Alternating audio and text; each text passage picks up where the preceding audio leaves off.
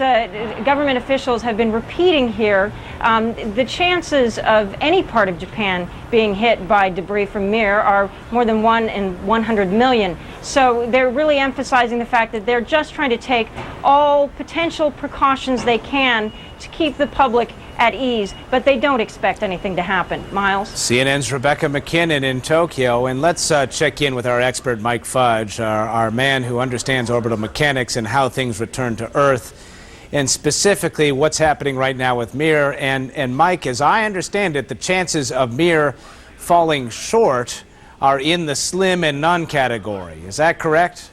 That's probably correct, Miles. Basically, we are more concerned with something going perhaps a bit long than short. But again, to emphasize to people that the Russians have done this time and time again with just the smaller Progress ships for many, many years, and they have successfully deorbited 5 space stations before. Mike, I'm going to cut you off. And by the way, we are looking at pictures which came down just a minute ago from the Russian space station MIR, from the Progress attached to it. And some of the last pictures, obviously, we'll see from it. Let's go to Jill Doherty at Russian Mission Control. Jill.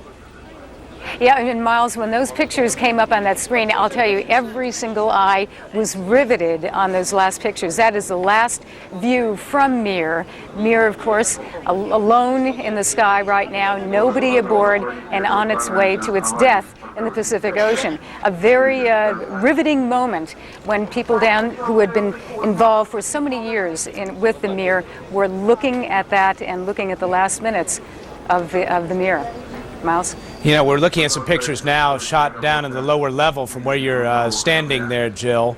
And as I look through the crowd, it's jam-packed. And I'm kind of wondering how well the engineers are able to do their job, given all the crush of people in there. You know, they're pretty quiet, though. A lot of them are watching very carefully, and of course, most of the people who really are working have headphones on, earphones, so presumably they're not listening to anything that's going on around them, especially at this crucial moment. I suspect we'll have some sort of reaction as we once again look at some of this videotape, I believe, turned around just a few moments ago. Black and white, grainy images. Nevertheless, a historical piece of footage, as it is the last bit of footage we'll see from MIR. But I imagine, I guess the term would not be celebrations, but there will be opportunities for these people to get together once everything has been completed, I suspect, Jill. Yeah, it's probably like an Irish wake, you know, you kind of celebrate while you cry. So, and that does seem to be the mood. That's exactly what they feel. Number one, they're bringing it down, and so far without any problems. All right. So that's cause for celebration. You know, I was talking to Norm Thagard earlier. Norm, you were talking about the Russian fatalism. On the one hand, they're sort of individually fatalistic. On the other hand, they are very careful about other people's safety. It almost seems like a dichotomy. But that is the way they are. They very much are concerned with the health and safety of their cosmonauts, for instance, but when it comes to their own safety, a lot less regard. All right, we are now right near the end of this expected burn. It's supposed to last about 19 minutes. It's going to be another 5 minutes before it is complete. Take a look at this rendition of what is happening right now in space from our friends at Analytical Graphics. And at the end here, the Progress vehicle, you can see exactly what is happening as that plume spits out well, I guess that is the death burn. You're seeing it right there, animated version, but that's what's happening right now in space. Keep an eye on Russian's Mission Control site on our website. We'll have all that as part of our interactive coverage, which is going on right now on CNN.com. The AOL keyword for that is CNN. Now, as we monitor MIR's third and final burn, we are going to take a short break. Don't worry, we're going to come back and we will keep you posted with reports from our earthbound viewing stations, and we will begin with the best assignment of all, Fiji. Stay with us.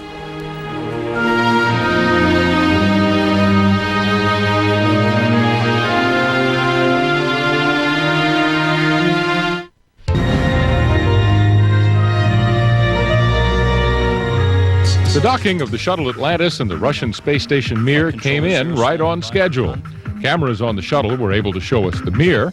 Then cameras on MIR took a close look at the shuttle from above it. And then the hatches opened. And for the first time in 20 years, Americans and Russians on separate ships were shaking hands in orbit.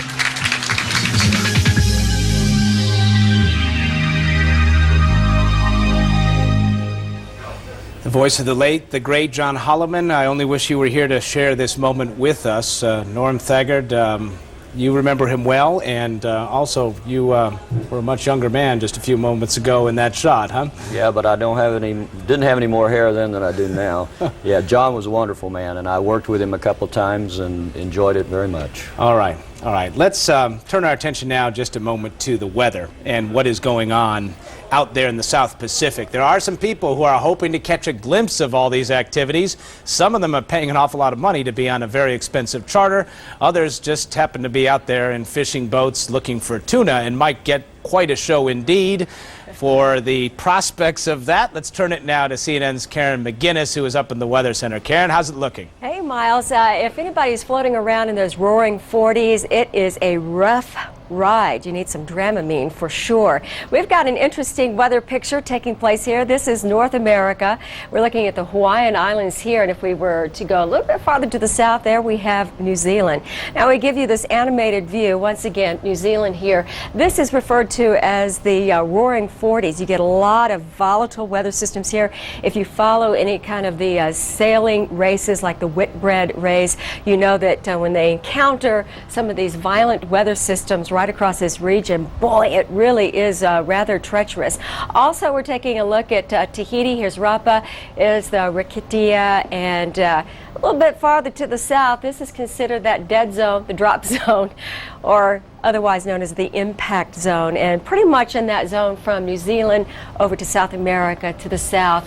Out of any real shipping lanes for the most part, but there's a deep area of low pressure here, frontal system extending up right around Fiji. Then we've got double point low pressure system with kind of a shearing that takes place here. So in the middle, a little bit of low clouds, a little bit of reduced visibility, and Miles, boy, that would be a really rough ride, but I'd almost like to be there as well. Now back to you. That might be just the antidote for seasickness, looking up at MIR as it comes in. Let's take a quick look at our 3D animation of the Russian space station MIR. What you're looking at right here is just a bit of moment of history. That is the Russian landmass, and that is the last time that the space station MIR will leave it behind.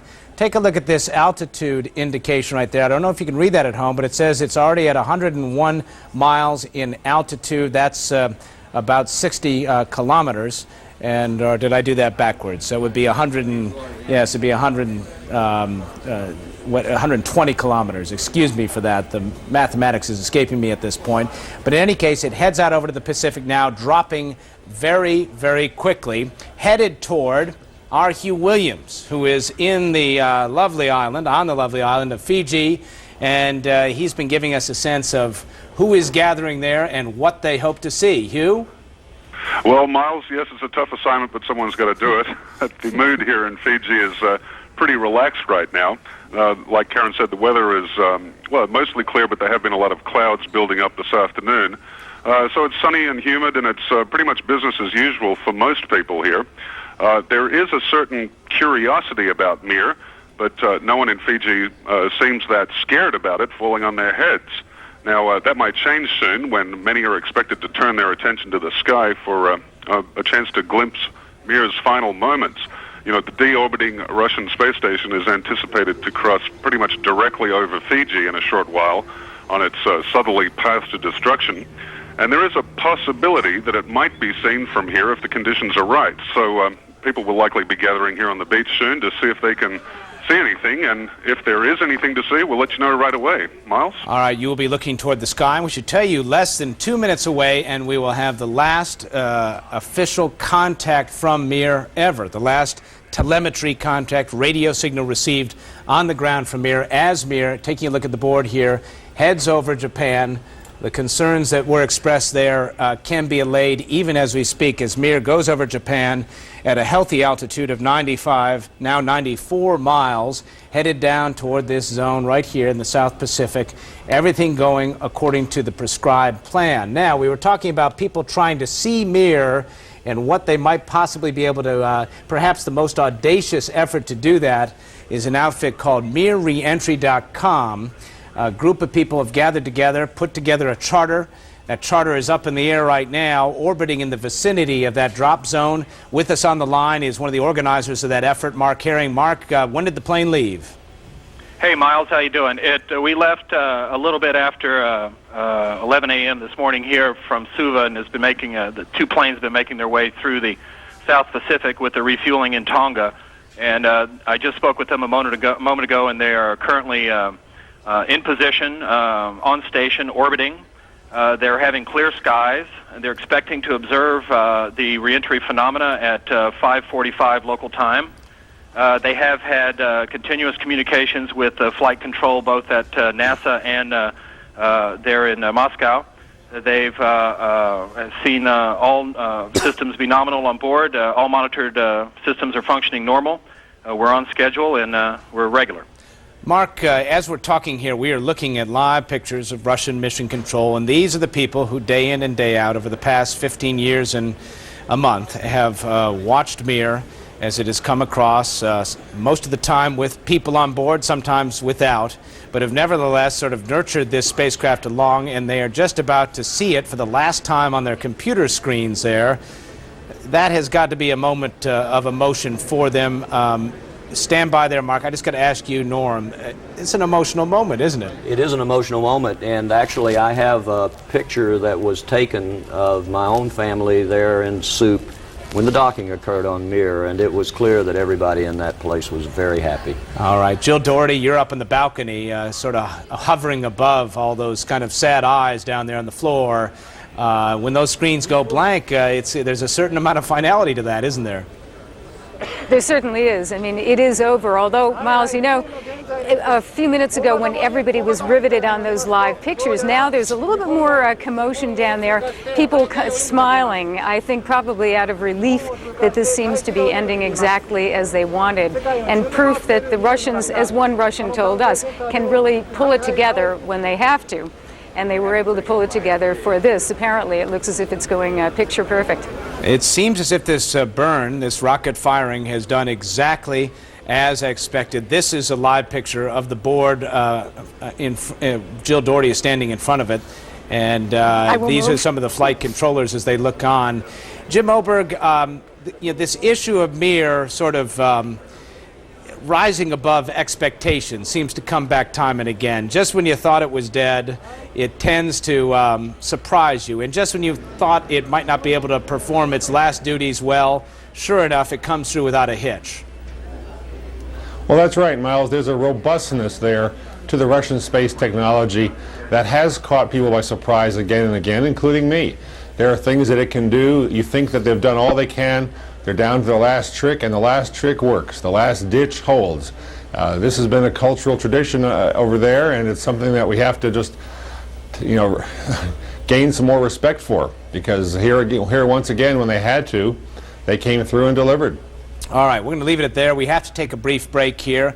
At an altitude now of 81 miles, the MIR space station has gone through 3 successive burns tonight over the course of a series of orbits, and is on its way, by all accounts, to a watery grave in the South Pacific, completely out of harm's way. You're looking at a real-time piece of telemetry of the space station. You can see the burn is no longer happening coming out of the rocket at the end there. The Russian space station MIR has been given its lethal dose of rocket firings, and all that remains now is to watch it go into the drink. Stay with us as we continue our coverage of MIR in its final moments.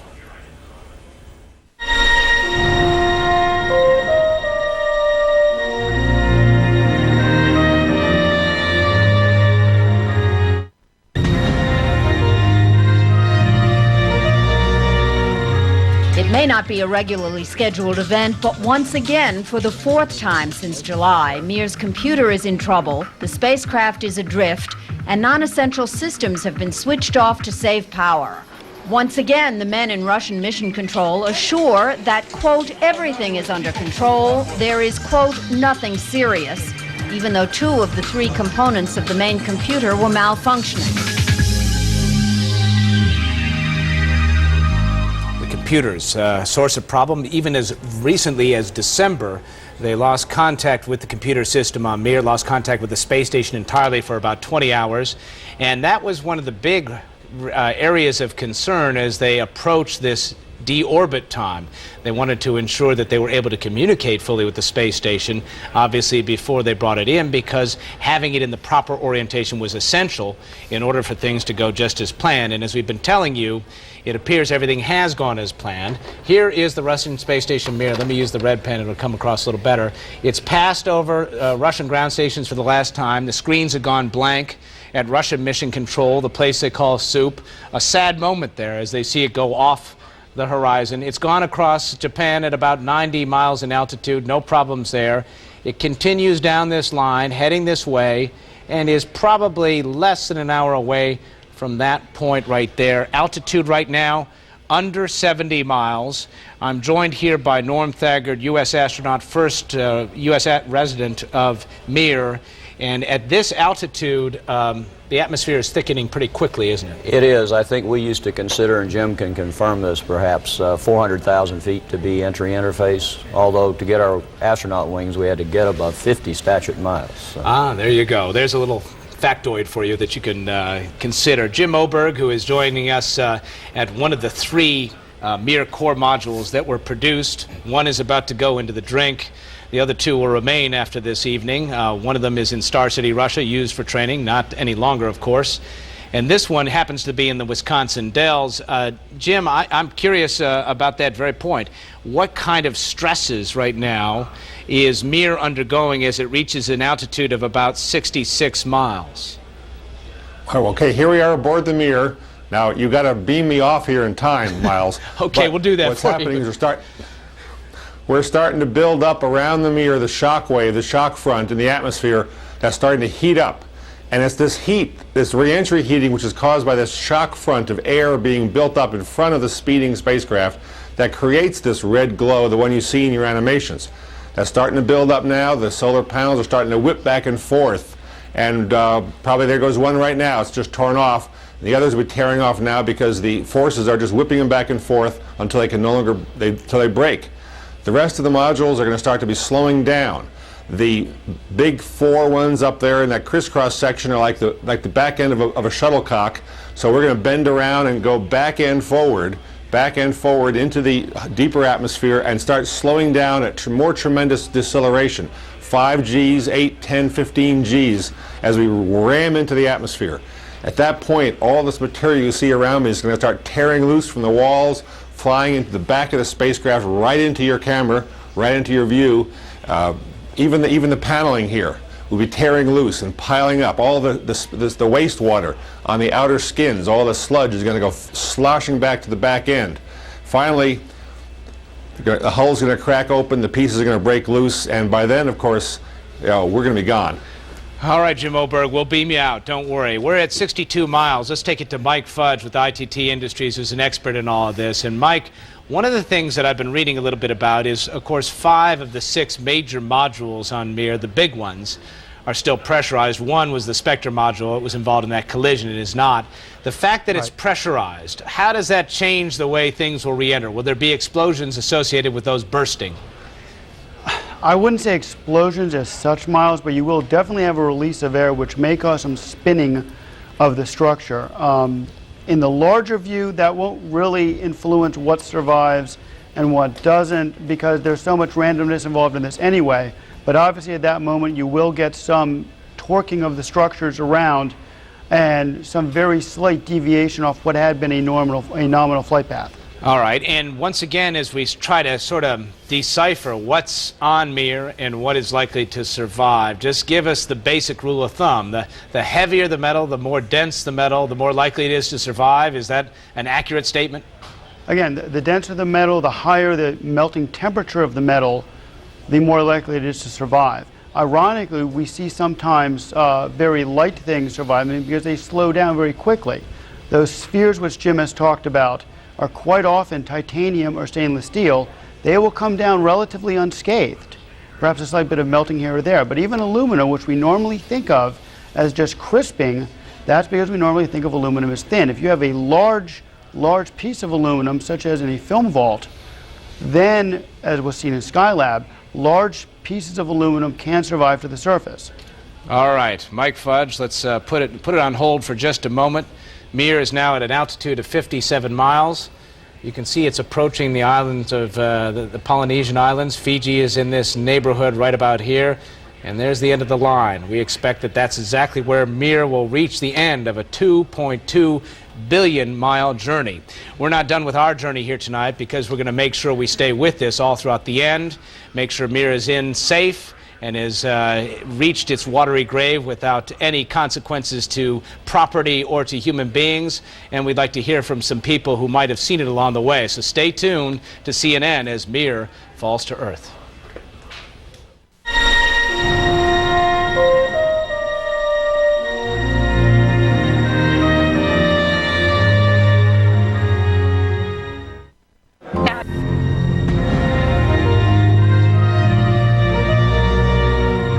For Japanese television reporter Toyohiro Akiyama, it was the assignment of a lifetime, an assignment to space. The Tokyo Broadcasting System, or TBS, paid the Soviet Union a reported $12 million to launch Akiyama to its MIR space station, where he did live reports. Akiyama, who spent a year and a half in rigorous training for the assignment, is the first Japanese and the world's first journalist ever in space.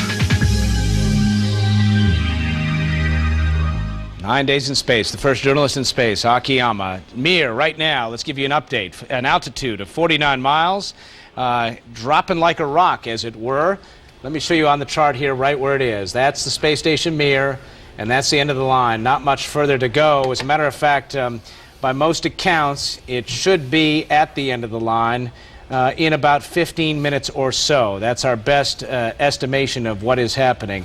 Let's take a look at some animation we have, because this computer graphic is not showing you exactly what's going on. This takes you back a little bit to the burn, which we were talking about a while ago, which happened over Russia. And as Jim Oberg was pointing out to us as he was graphically depicting what it would be like to be inside, this is what would happen, or what is happening, we should say, even as we speak to the Russian space station MIR, actually at an altitude of 48 miles.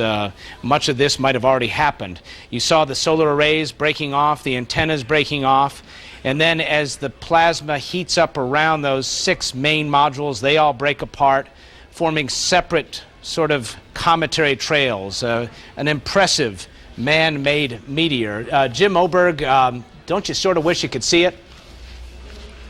Well, Miles, I sure would like to see it, but you know, people see this occasionally all around the world at a smaller scale.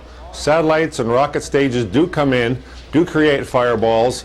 Often they make it in local news, they make it into the UFO magazines, because people see these white lights moving in apparent intelligent formation right across the sky horizontally. In fact, they are just pieces, just like we saw in the graphics, of a rocket, of a satellite. So these do happen. This one is about the biggest ever, but this kind of thing happens all the time. And it also happens naturally.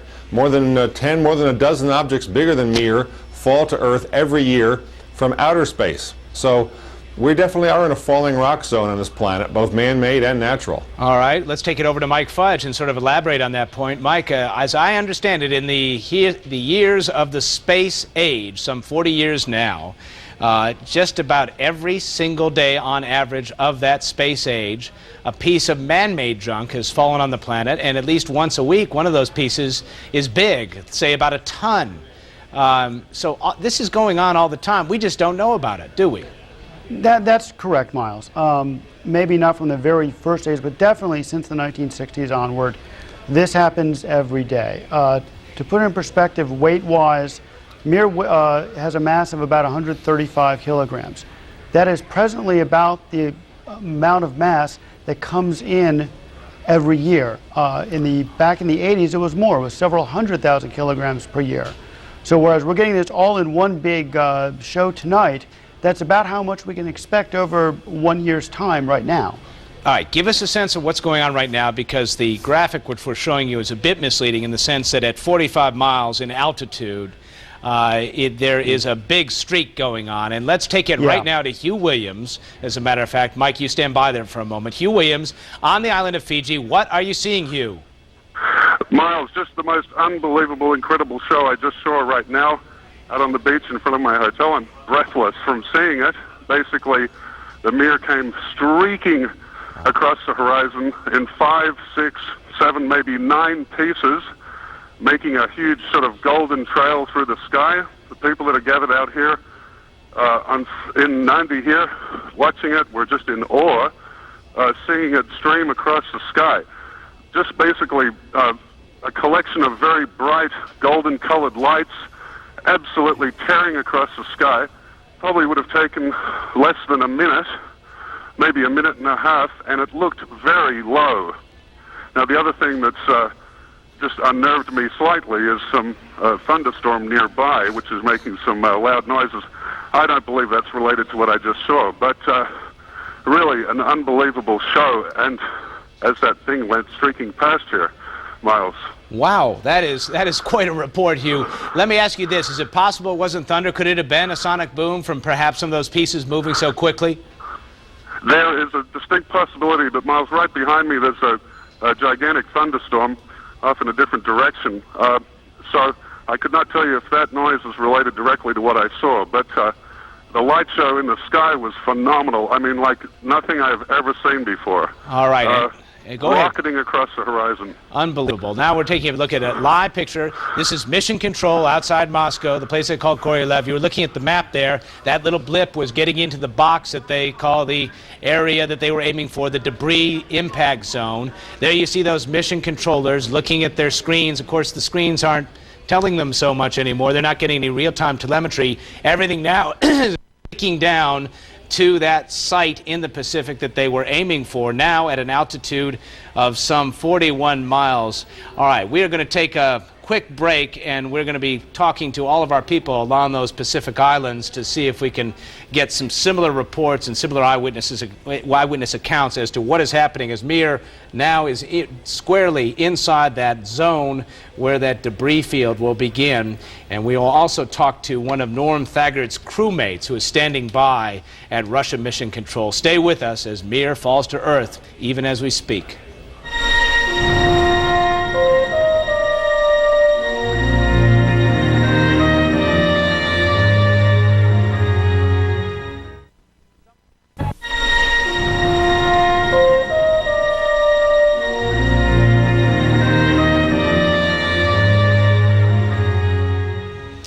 It's the end of the road for the Russian space station MIR. Take a look at this live telemetry, a 3D representation of what's going on right now. Upper left of your screen, that's the altitude as we speak, 27 miles and falling quickly.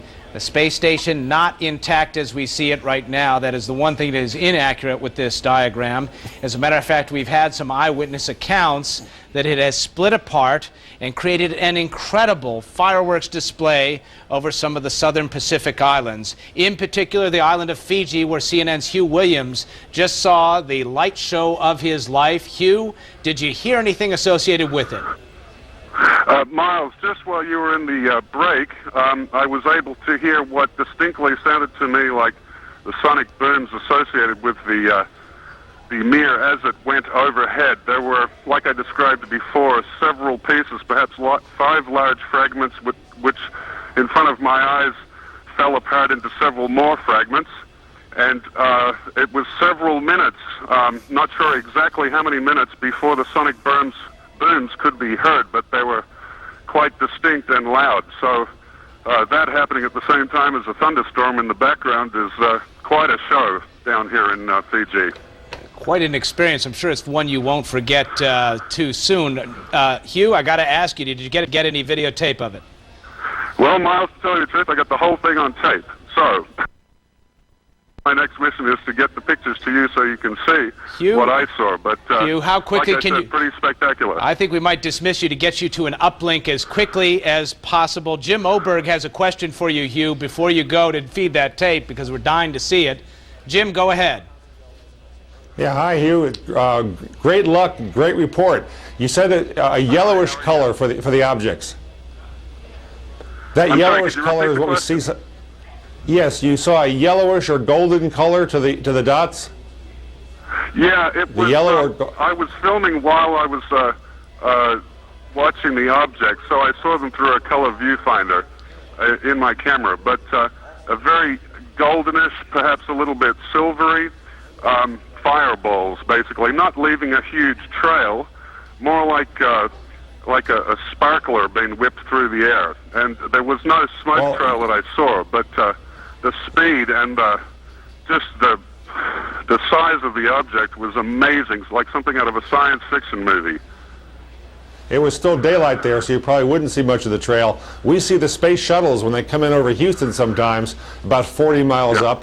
6 or 8 minutes later, the sonic boom reaches us, and they also leave a golden yellow trail behind them, which is a special kind of oxygen in the upper ionosphere. So, great report. One thing I wanted to mention, if I could just jump in here for a moment, was that I was alongside one of the organizers of the observation trip who mentioned to me that he believed this deorbit was somewhat lower than they anticipated. So I don't know if you have accurate, updated information about where the debris is falling or has fallen, but it did seem rather low in the sky. All right, let's bring you up to date on that, because as Hugh was speaking, you couldn't see it, and Jim, you couldn't see it, but basically the graphical representation that we had of the Russian space station Mir, through the courtesy of analytical graphics, simply disappeared from the screen. I'm going to take it over to Hank Grimbowski and ask him, what does that mean? Is it over? Well, yeah, as far as we're concerned, yeah, it's over. As he said, it seemed like the burn went a little hot. That basically is what that graphic shows. It's crashed a little bit earlier than they had expected, but... Well, all right, so decipher for those of us who aren't rocket scientists. The burn was a little hot. It just had a little more oomph than expected? Yeah, exactly. They burned a little bit harder. They produced a little bit more change in velocity, and so it went down faster and sooner than they thought it was going to. All right, so can we fairly accurately say that the end has happened for Mir? Pretty much. There may be some stuff floating through the atmosphere that kind of like leaves in a wind, something like that, but the big chunks are probably down, yeah. All right, I think you have now officially heard it here first at a time of 12:58 a.m. Eastern Time. Let's see, that would be about 0600 almost GMT. Norm Thagard, I think that's the end of the line for Mir. It's a moment to consider, isn't it? It is. It really is. All right. We also have joining us from Russian Mission Control a man who you flew with on the Russian space station, Mir, Gennady Strikalov. And Mr. Strikalov, and we're going to do this through a translator, so we'll take it slowly. I guess I should offer you condolences. Is that accurate to say?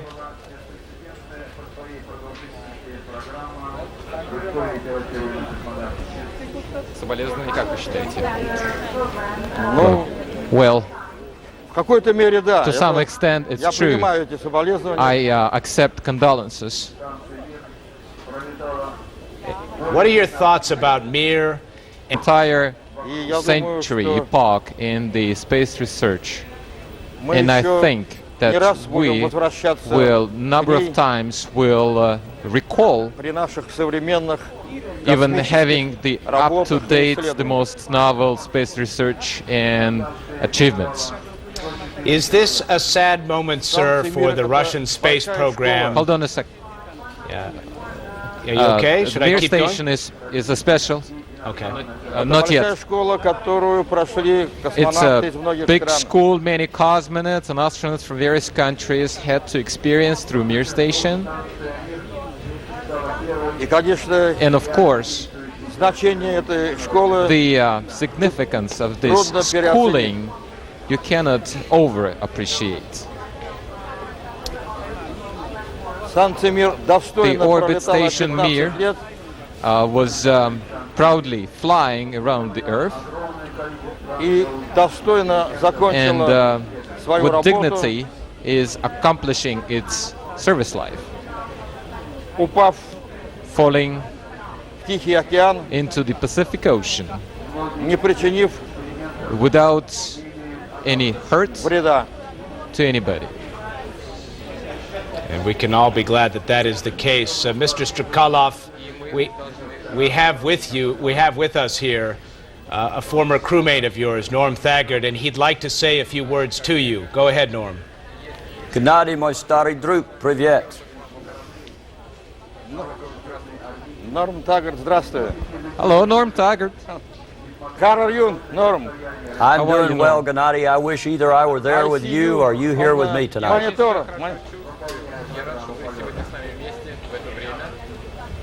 Norm, what kind of emotions and feelings you experience while you hear that MIR station has demised? Sadness, Gennady. I'm sorry to see it go and wish that we could meet again on the MIR station, but I guess we can't do that now. Norm, we got some hopes to get together again at the future station with the name MIR number 2. Let's do it. Do you believe it's possible? Можно, да. I'd like to dream to be your crewmate because our work, the work we had, it was rather successful.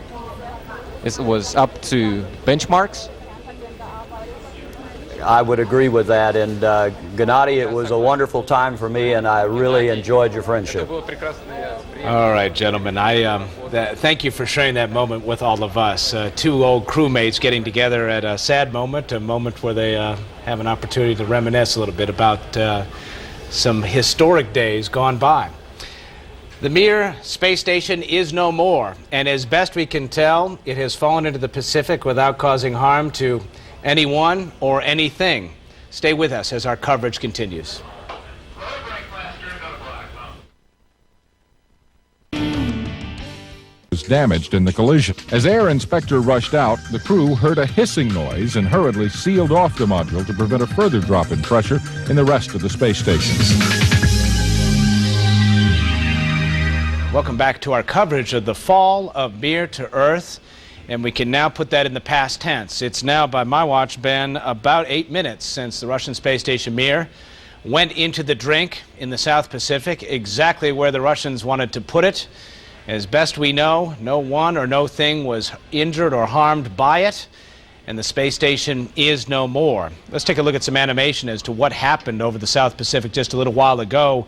We've already had an eyewitness account which would bear this out. This animation was quite prescient. Hugh Williams, our man on Fiji, said it was a stunning sight as the Russian space station flew overhead, streaking across with perhaps as many as 9 fireballs all across the sky, accompanied by a series of sonic booms. What you're seeing here is what was the prelude to that as the solar arrays and the antennas split off, and then the 6 key major modules, each of them weighing about 20 tons, split off, ruptured, and then melted and burned and fell toward the Earth. The estimates were beforehand that as much as 20 to 40 tons of MIR would survive. Of course, we'll never know the answer to that. Mike Fudge, it sure would be nice if we could know that. I'm sure that people who study what you like to study like to get that kind of data. There's no way to do it, is there? Well, that's the very crux of the matter, isn't it, Miles? You want to put these things down in a safe place, which means over the broad ocean area, but then you can never really recover the material to find out if all of your calculations and assumptions were correct. All right, but there is the possibility, of course, that some pieces might actually float to the surface, some of those tanks we are talking about. That's very true. Jim Oberg, you were talking about that a little while ago. Jim Oberg is sitting inside not just a replica, a real MIR core module. It's just one that never got off the ground. Jim, what would happen if somebody in Chile the next couple of days, and the prevailing currents, by the way, I should tell you, do flow from west to east. Somebody in Chile were to go out to the beach and all of a sudden a tank or a little piece of something that looked a little odd washed up, would he or she have struck the lotto? Well, if these tanks, and some of them are floating in the water right now, and I fully expect that several dozen of these are out there now on the water, finding them is certainly a matter of chance. There's a fishing fleet out there, they're alert, they're looking for them, and if they do eventually wash ashore along some beach, someone can pick them up. The issue is, of course, who owns them? Now, by international law, and there are treaties about this, those are properties of the Soviet government or of the Russian government. In practice, as pieces have been picked up around the world with Russian or Cyrillic lettering on them, People have written to the Russian embassies in those countries asking for them. The Russians, not wanting to be liable for any danger or damage, have just disclaimed any knowledge and not wanted them back. So in practice, whoever finds them has a clear legal title to them and could sell them if they could prove they really did come from MIR. I think it's just as likely we're going to see some fake MIR pieces showing up in the next couple of weeks, as well as genuine pieces. Already the hoaxes have begun. I guess that's probably safe to say. Well, it's not just hoaxes too, Miles, because there's a lot of junk. Sadly, there's lots of junk floating on the ocean, even at this distant part, South Pacific. Lots of stuff from people who use the ocean as their toilet. So there's lots of things down there that people will pick up, may wonder, honestly think they may be from MIR. It would take some investigation to find out. And so there will probably be some genuine mysteries and ambiguities for some things that are being found floating on the water down there. It ends in a mystery. Jill Doherty there at Mission Control in Moscow, just having had a few moments witnessing Gennady Strakalov talk with his former crewmate, Norm Thagard. A lot of emotion there, isn't there? A lot, there really is. You know, these guys worked with each other and became friends with each other, and they're very devoted to each other and devoted to the space program. They kind of think of themselves as really citizens of the world when they're up there, and were treated as such, and I think that has continued. You could tell the emotion in his face as he was talking to his buddy in the States. And then here, you know, Miles, as this has been happening, all of a sudden lots of flash bulbs going off and people taking pictures of each other in front of the screen showing the last minutes of the MIR. Also a very touching time for these people too. Several of them had flown on the MIR themselves and were down here getting their pictures taken as their spaceship was sent into the ocean. Miles? Jill, you know, as you're talking there, we're seeing some of the previous crews of MIR projected up on that screen behind you. Right. And that's got to be a moment. I'm sure many of those people are present there, many of their families, many of their friends, certainly their co-workers. I see the cameras. It's got to be such a grab bag of emotions. On the one hand, for gosh sakes, take a moment to pat yourself on the back. Job well done, folks.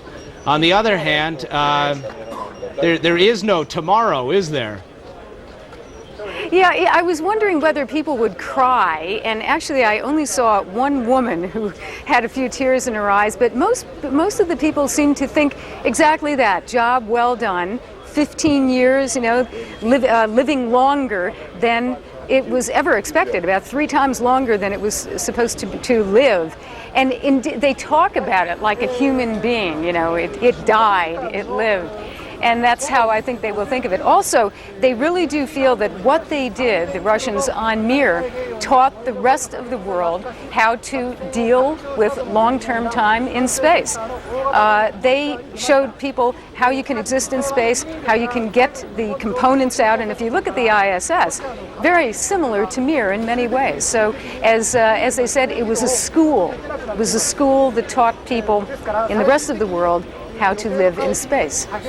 Yes, I can concur with that. I mean, you look at that International Space Station, and really it's just an updated MIR knockoff. Everything they're doing up there is based on MIR principles. Norm Thagard, there's a bit of stoicism there. She said she saw only one person crying. That's part of the Russian character, isn't it? It is part of the Russian character, but I think clearly Gennady was saddened by this, and I am too, really. If you had the opportunity to be there right now and communicate more fully with them, what would you offer as words of comfort for them? And I guess that's another way of saying, write me a little page of the legacy of MIR. Well, I'd tell him things I really believe, which is, I think you folks did a wonderful job with that station. It served its purpose. It did very well, and you can be proud of it. All right, Norm Thagard, the first U.S. resident of MIR, had an opportunity to have a little reunion there, sort of an electronic reunion, and sharing a moment. We're all sharing a moment as we watch the Mission Control Center there in Moscow offering themselves some congratulations, but saddened congratulations with the passing of a space station that's been a part of their lives for so many years. We're going to continue our coverage. Stay with us for more as we continue following MIR's demise.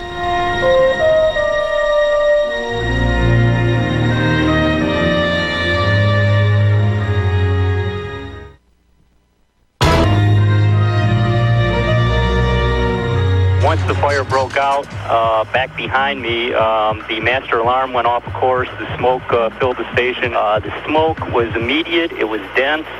Where I was sitting, I could see basically the 5 fingers on my hand. We immediately went to the oxygen breathing device, and without that, I don't think you would have been able to breathe.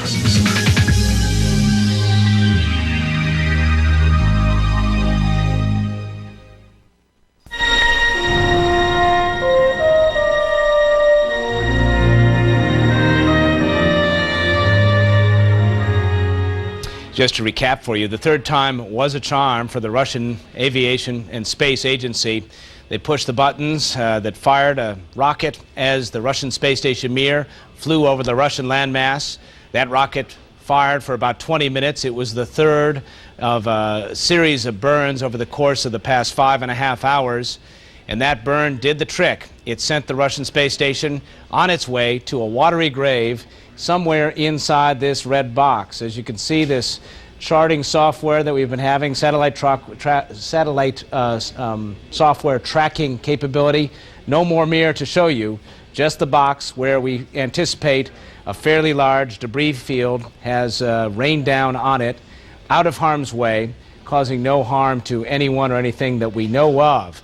An eyewitness, CNN's Hugh Williams, who was on the island of Fiji as Mir streaked across in its final moments, indicated he saw a spectacular light show accompanied by sonic booms, a light show like he had never seen before, something he said that took his breath away. Now, he was able to capture that moment on videotape, and even as we speak, we're getting him to a satellite uplink. We should have some videotape here at CNN within the next couple of hours. We'll, of course, be sharing that with you as soon as we get it here. So, the Russians did what they said they would do, despite the fact that the space station Mir, some parts of it, the core itself, was 15 years old and at times ailing and failing.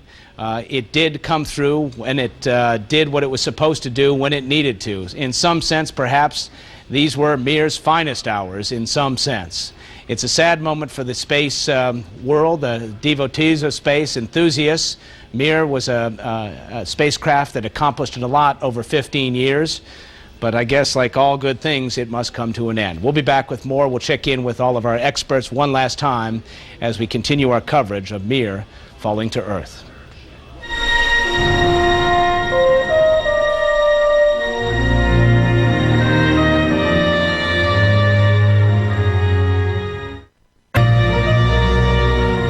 Shortly after midnight Moscow time, the big Soviet rocket lifted in orbit the base module of what is intended as a permanent manned space station. The launch was first shown to the Soviet public on television almost 12 hours after it happened. A statement by TASS, the official news agency, said the space station was launched in honor of next week's Communist Party Congress and was named MIR, the Russian word for peace.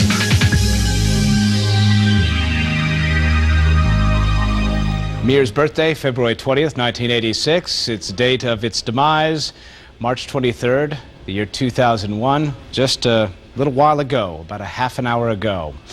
Let's get some final thoughts from all of our esteemed guests, and let's begin right here with Hank Grabowski, who is with Analytical Graphics.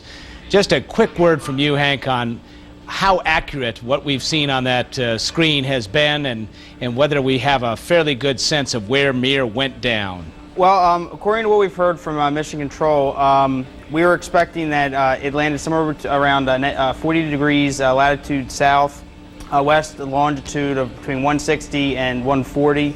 According to our calculations, it landed around 45 degrees south latitude and around 150 degrees west longitude. All right, so some precision there. Thanks to you folks at Analytical Graphics for that. Let's take it over to Jill Doherty, who is at Russian Mission Control, the place they call Soup.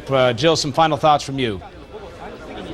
Well, Miles, I'd say that there were high points and low points in this, but ultimately, even though the space program, the Russian space program, has financial problems and many other problems, the brain power that put this together is still alive and well. All right. Mike Fudge, ITT Industries, a man who understands a lot about orbital mechanics. You're a scientist, but you're also a human being. We've witnessed the end of an era, haven't we? Yes, we have, Miles. It is a bit sad looking back on it. I mean, when this launched, Just to put things in perspective, I was a freshman in college at Virginia Tech, so you know, my experience is a little different from Norm's, but I could definitely see the emotion in Norm and in Commander Strikalov. But let's get this right. Now the Russians are 6 for 6 with safely deorbiting space stations in a controlled fashion into the Pacific. All right, that's a good point to end with you on that. Let's go to Jim Oberg in the Wisconsin Dells. Jim, you have looked at first the Soviet space program, now the Russian space program for as long as anybody. Put this in perspective. Write the first draft of the first page of the history of MIR and how it relates to the history of the Russian space program. Well, the MIR that's around me now, this model is full of ghosts of people who really pioneered the kind of things we need to do to get beyond Earth orbit into interplanetary flight. And now this whole spacecraft itself is a ghost. And maybe in that form it'll travel much farther than even it did in real life, because it's going to be reminding us what can be done, what can be overcome when it comes to facing the challenges of space. Norm Thagard, it says a lot about the way the Russians think about their space program, their philosophy in general about life is sort of wrapped up in MIR, isn't it? It is, and I'm saddened probably as much for my Russian colleagues as for the demise of MIR. We're now truly in the International Space Station era, but I'm heartened by the fact that space exploration continues. All right. Well, I can say as a reporter, I'm saddened to see the Russian space station go, and if nothing else, it was a compellingly human story, despite the fact it was all about hardware. It was also about human beings, about adventure, about overcoming long odds. And I, for one, will miss it, and I will miss the story. That completes our special report. My thanks to Norm Thagard, to Mike Fudge, Jim Oberg, the folks from Analytical Graphics, and our Moscow Bureau Chief, Jill Doherty. I'm Miles O'Brien at the CNN Center. Thanks for joining us. The big Soviet rocket lifted in orbit, MIR, the Russian word for peace. Groundwork for an astounding partnership with the U.S. Welcome, welcome!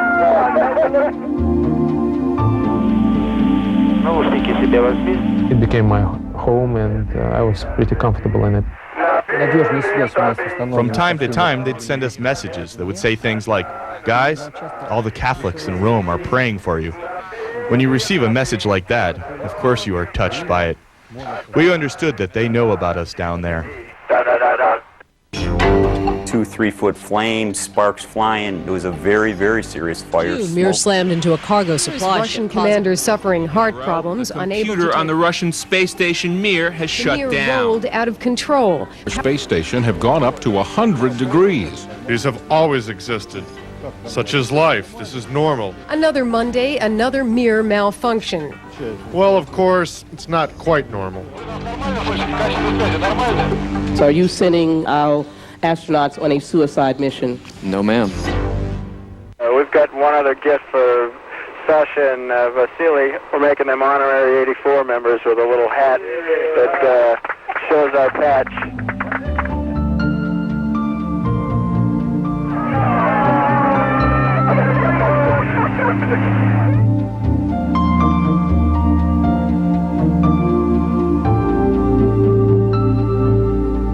So we got Elena coming in with the traditional bread and salt.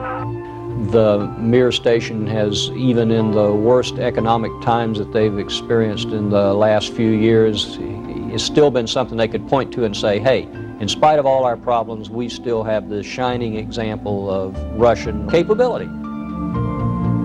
The experience of MIR, it's a foundation for International Space Station and any joint projects. Got a lot of bad press, some deserved, some not deserved, but it was a remarkable technical accomplishment nonetheless, and I'm sorry to see it go.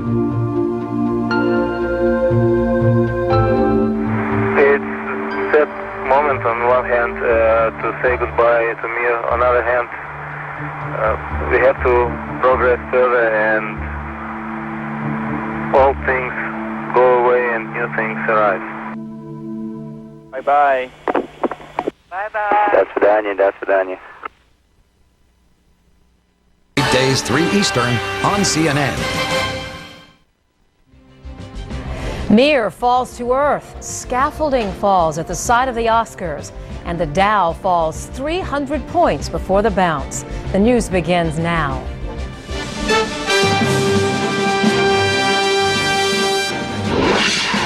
Tonight, going out in a blaze of glory, a live update on MIR's fiery end. And at a San Diego school, a shotgun and a shootout. I dialed the school and it was busy, and I was in the car and we were over here.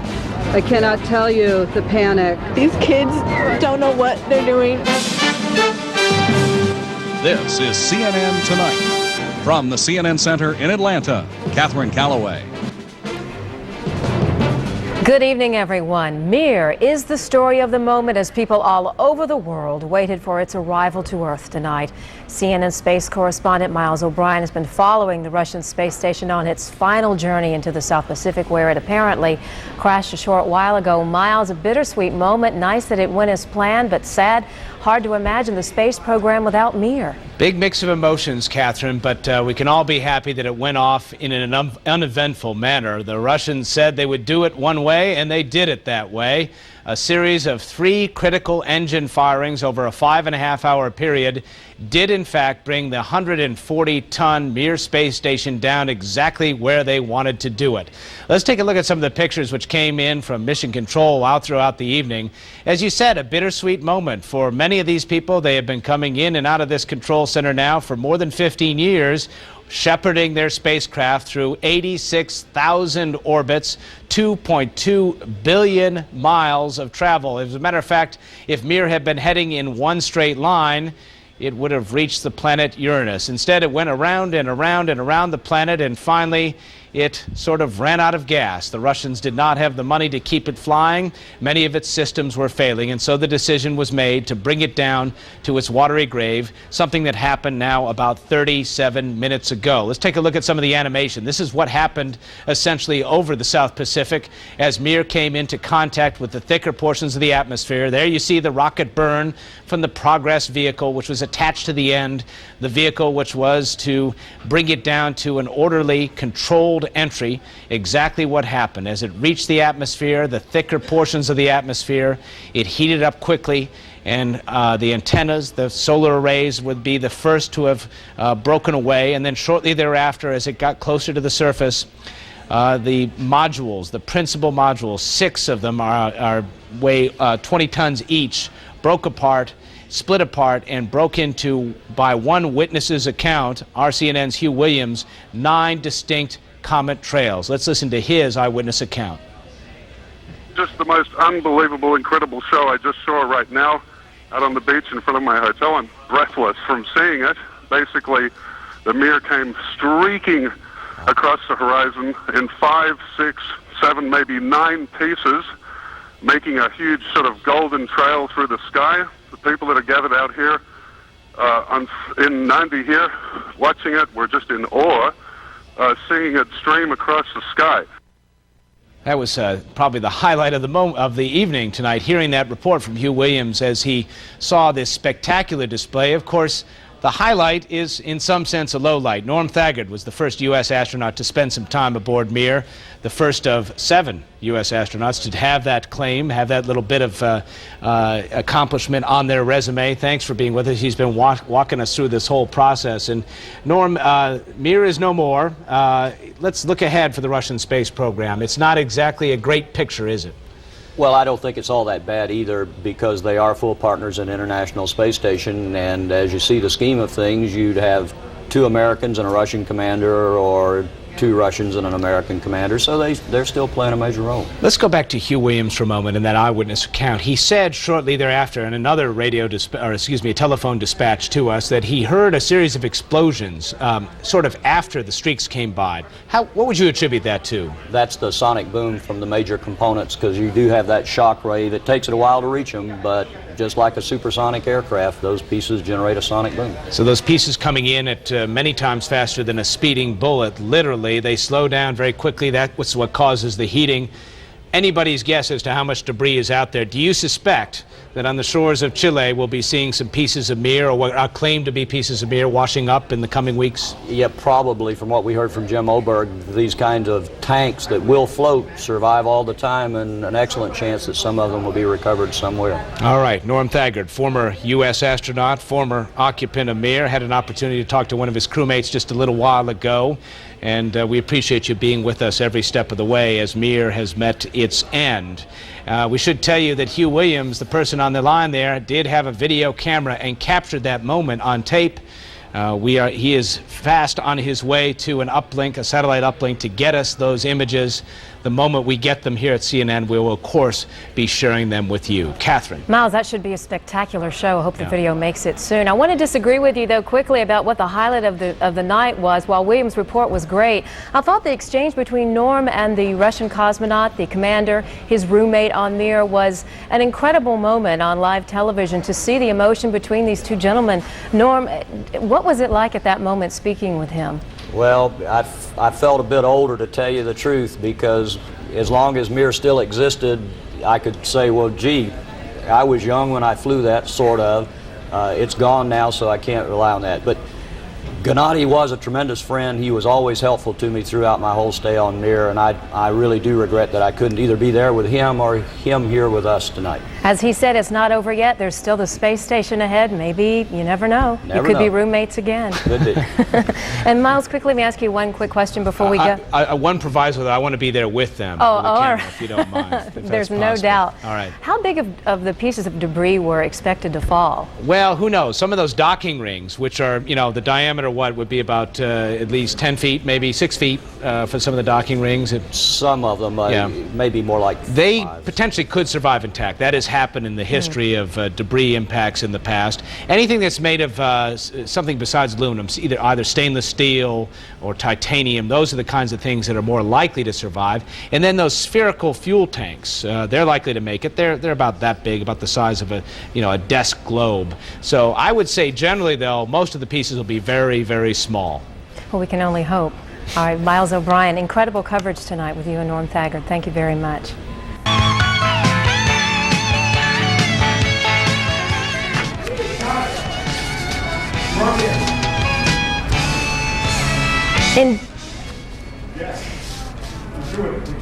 You're taking a look now at the newest pictures coming in of MIR falling to Earth in the South Pacific. This video just into CNN. Let's take a look. As we told you less than an hour ago, MIR took its dive to Earth. That was a final burn during reentry. The ailing space station ended up in the South Pacific. You've just seen the first video of that. I'm Catherine Calloway, and we'll bring you more information as it becomes. Yes, it's true. What was this about sleep?